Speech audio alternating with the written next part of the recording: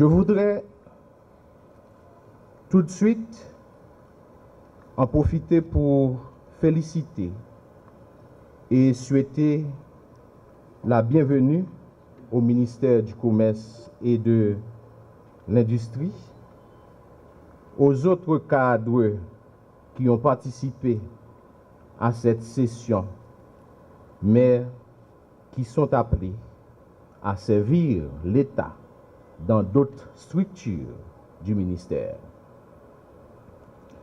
Je leur souhaite d'ores et déjà d'être disponibles afin de pouvoir, dans un laps de temps plutôt court, s'intégrer aux activités de ce ministère.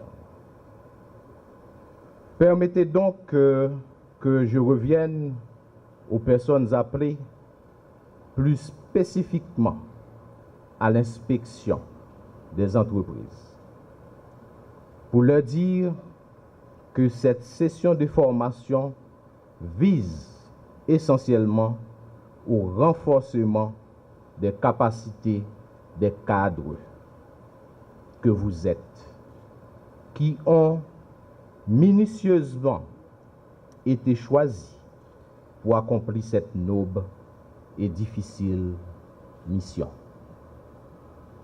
C'est aussi une activité qui s'inscrit dans une sorte de continuité en ce qui concerne le suivi des activités de contrôle de l'affichage des prix, du paiement en good et des marges bénéficiaires, telles qu'elles sont définies dans le décret du 25 novembre 2020 fixant les règles relatives à l'obligation d'affichage des prix, au paiement en good et à la part des marges bénéficiaires dans la détermination des prix. Vous toutes, vous tous, inspecteurs, vous avez déjà en main ce décret. Les inspecteurs du ministère dont vous êtes se doivent d'être bien imbus de leurs tâches et de leurs responsabilités dans le cadre de l'activité d'inspection des entreprises dont les guides. Le guide, l'unique, est aujourd'hui le décret submentionné en vigueur.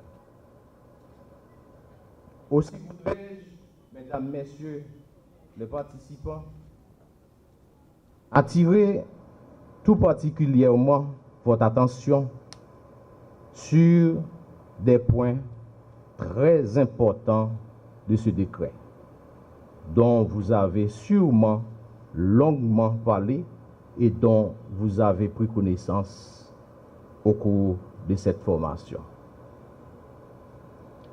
C'est tout d'abord l'article 2, premier alinéa.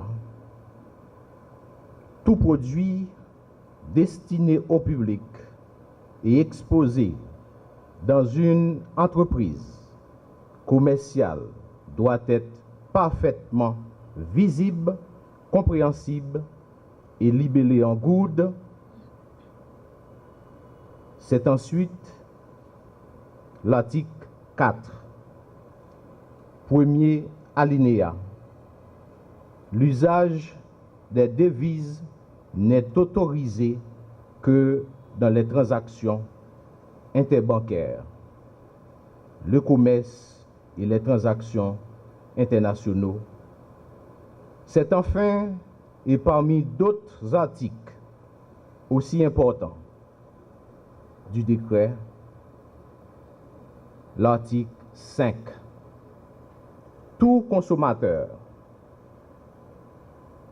peut déposer une plainte auprès du ministère du Commerce et de l'Industrie au cas où il constate qu'un commerçant n'affiche pas ses prix en good ou n'indique pas correctement le prix des produits en vente dans son établissement ou encore réclame le paiement en devises étrangères. Voilà donc, mesdames, messieurs, très rapidement, esquisser, rappeler quelques-uns des repères dont vous devrez toujours tenir compte dans vos activités d'inspection. Après avoir remercié les responsables ici présents, ainsi que tous ceux et toutes celles qui, à un moment ou un autre, ont contribué à la réussite de ces 2 journées de formation, il ne me restera plus qu'à vous souhaiter bonne besogne et beaucoup de succès dans vos missions futures, et cela pour le bien du service, pour le bien de l'État et surtout, et en tout premier lieu, pour le bien des consommateurs que nous, représentants de l'État, avons l'obligation de défendre contre tous les abus. Mesdames, Mesdemoiselles, Messieurs, les membres de la presse, je vous souhaite à nouveau la bienvenue à cette séance de clôture. Séance de formation de clôture ça pendant 2 journées. Nous sommes capables de constater un échantillon des inspecteurs et des inspectrices, ministère commerce et industrie, qui gagnent pour aller sans délai, déployer et papiller à tous les coins et recoins du territoire national. Territoire national, côté où gagnent des entreprises commerciales et industrielles qui ont évolué. Yo pour aller compléter sous terrain l'autre inspecteur avec inspectrice qui déjà œuvré, qui travaille partout dans le pays. C'est aussi le moment pour me réitérer la volonté du gouvernement de venir en aide aux consommateurs et à la population en général que nous connaissons, qui souvent sont victimes trop d'abus les yo possédés pour acheter des produits qui sont indispensables à leur existence.